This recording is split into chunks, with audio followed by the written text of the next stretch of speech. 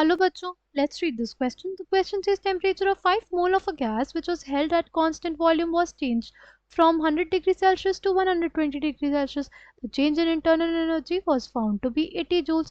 The total heat capacity of the gas at constant volume will be equals to 8 joule per Kelvin. Option B है हमारे पास 0.8 joule per Kelvin. Option C है 4 joule per Kelvin. Option D है 0.4 joule per Kelvin. The key concept for this question is delta U, change in internal energy, is basically equals to N number of moles into CV, which is heat capacity at constant volume, into delta T, which is the change in temperature.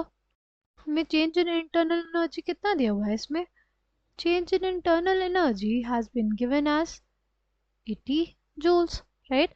अगर हम लोग बात करते हैं number of moles की, वो हमें दिया हुआ है कितना? 5 मोल्स, राइट? अगर हम बात करें CV, वो हमें निकालना है, राइट?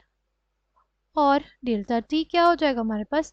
हो जाएगा T2 यानी 120 degree Celsius minus 100 degree Celsius यानी कितना? ये आ जाएगा 20 डिग्री सेल्सियस, राइट? नाउ हमारे पास चेंज इन इंटरनल एनर्जी क्या हो जाएगा?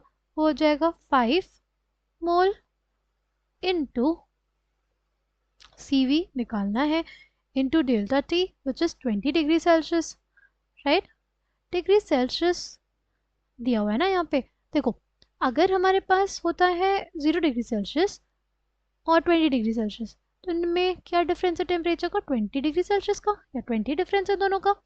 अगर बात करें केल्विन में तो ये हमारे पास हो जाएगा क्या? ये हमारे पास हो जाएगा 273 केल्विन और ये हो जाएगा 293 केल्विन, राइट? इन दोनों में अभी भी डिफरेंस कितने का रहा?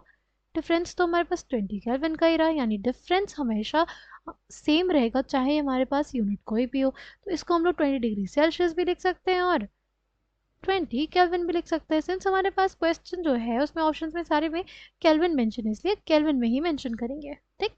अच्छा, यहाँ पे देखो डेल्टा यू क्या दिया हुआ है? 80 जूल्स इज इक्वल्स टू, हमें टोटल हीट कैपेसिटी पूछा है, हमें 5 मोल के लिए हीट कैपेसिटी पूछा है, heat capacity at constant volume पूछा है, इसलिए हम लोग 5 CV को इस साइड रखेंगे, राइट? इनटू जो ये 20 केल्विन है इसको हम लोग डिनोमिनेटर में भेज देंगे किसके? 80 जूल्स के, राइट? तभी हम लोग निकाल पाएंगे क्या? Total heat capacity of the gas at constant volume, right? ये कितना आ जाएगा? इसको डिवाइड करने पे आ जाएगा 4 जूल पर Kelvin, and this will be the final answer for this question. Option C will be the correct answer for this question. I hope you understood it well. Thank you and all the best.